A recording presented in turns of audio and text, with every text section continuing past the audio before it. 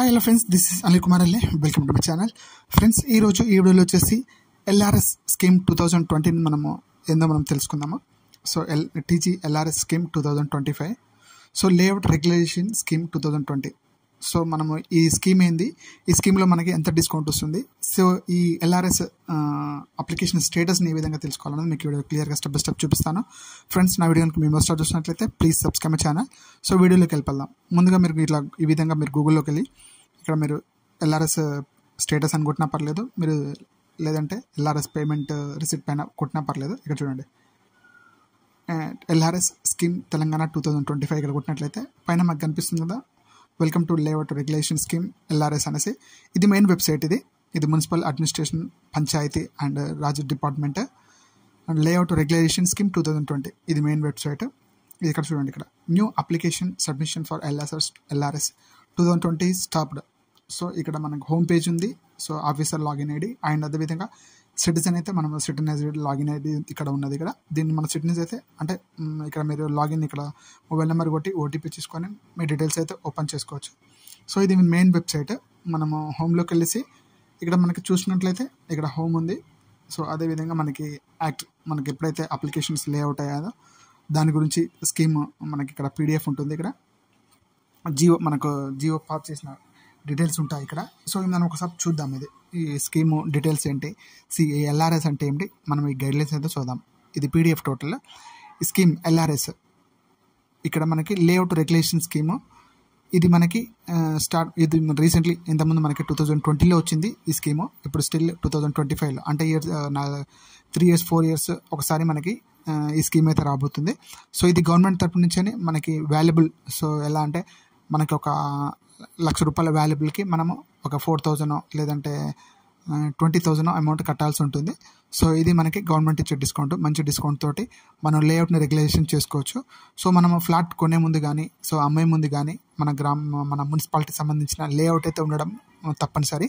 So ఈ layout తీసుకోవడం వల్ల మనకు తీసుకునే ఫ్లాట్కి మనకి నీరు సదుపాయం కానీ లేదంటే డ్రైనేజ్ సదుపాయం కానివ్వండి, లేదంటే మనకి ఎలక్ట్రిసిటీ సదుపాయం కానీ మనకు ఈ ఎల్ఆర్ఎస్ ఉంటేనే మనకి గవర్నమెంట్ నుంచి అనుమతి పొందుతారు.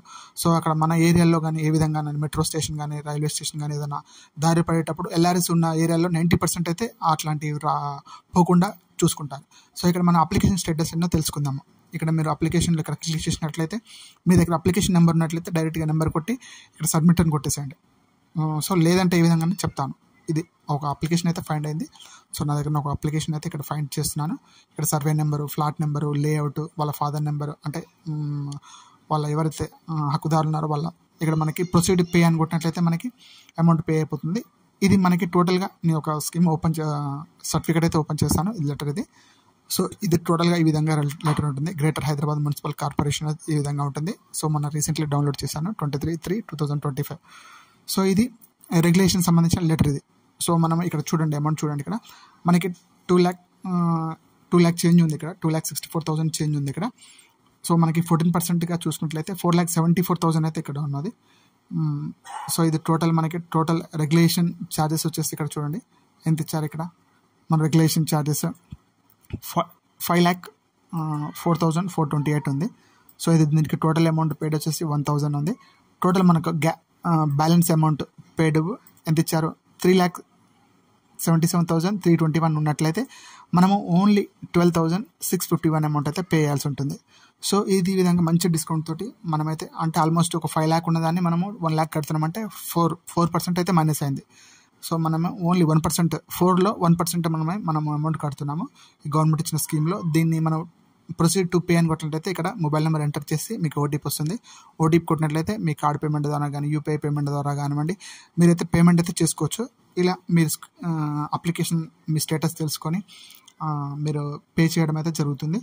సో ఇది మనం మొన్న రీసెంట్లీ మనకి ఈ స్కీము రిలీజ్ చేయడం అయితే జరిగింది.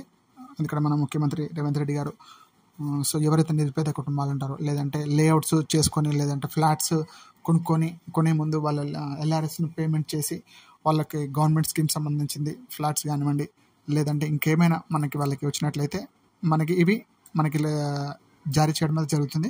సో మనము దీన్ని ఏ విధంగా సెర్చ్ చేద్దాం, మనం అగైన్ మీకు అప్లికేషన్ ఉన్నట్లయితే దీన్ని సెర్చ్ చేస్తారు.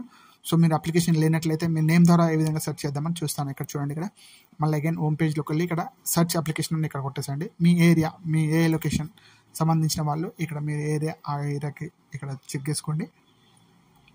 సో మీ ఏరియాలో ఉంటున్నారు, మీ ఫ్లాట్ ఏ ఏరియాలో ఉంది, మండల్ అండ్ డిస్టిక్, అదేవిధంగా విలేజ్, ఈ 3 సెలెక్ట్ చేసుకోండి.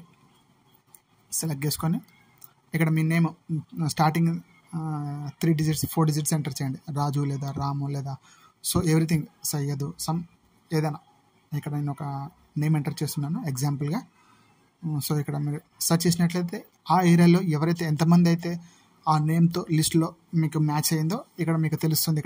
ఇక్కడ మీ పేరు ఉందా లేదా చెక్ చేసుకోండి. మీ ఫాదర్ పేరు ఉందా, మీ ఫ్లాట్కి సంబంధించిన డీటెయిల్స్ అయితే ఇక్కడ ఉందా.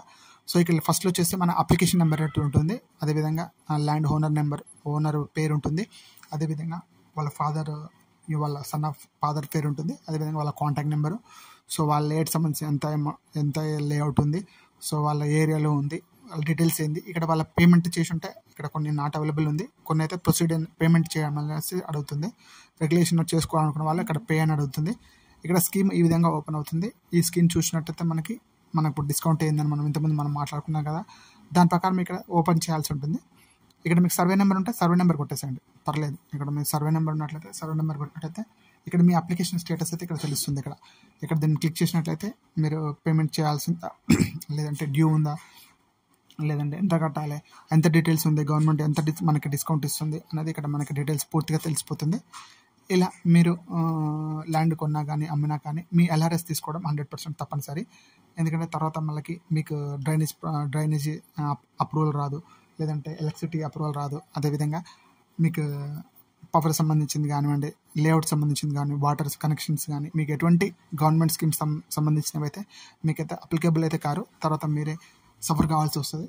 ఇలా మీరు ఫ్లాట్ కొనే ముందు కానీ అమ్మే ముందు కానీ మీకు ఎల్ఆర్ఎస్ ఉందా లేదా చెక్ చేసుకొని అది ఎలిజిబిలిటీలో ఉందా, ఎల్ఆర్ఎస్ పేమెంట్ చేస్తారా లేదా మీరు తెలుసుకోవడం అయితే జరుగుతుంది. ఇది లేఅవుట్ రెగ్యులేషన్ స్కీమ్ 2020. సో ఇప్పుడు మీరు లేటెస్ట్గా 2025లో మీరు ఏ విధంగా పే చేయాలి మనము చూసాము.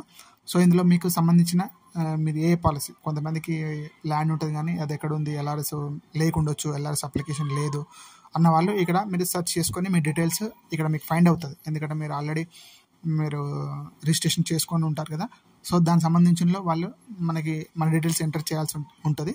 సో ఇది ఫ్రెండ్స్ నా వీడియో కనుక మీకు నచ్చినట్లయితే లైక్ చేయండి, షేర్ చేయండి, సబ్స్క్రైబ్ చేసుకోండి. Please subscribe my channel.